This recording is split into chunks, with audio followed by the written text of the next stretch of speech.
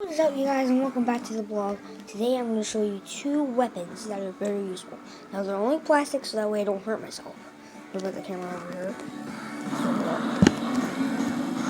Yes, it works. What we got? The butterfly knife. As you can tell, is very useful.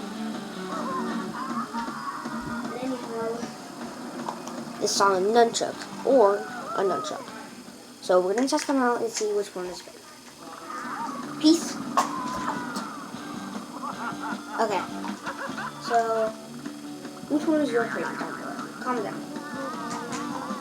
It'll be a poll up there in the link.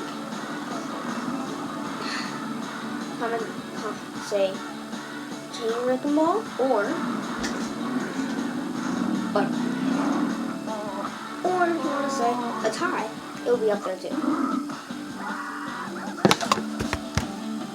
Beat it up. Oh,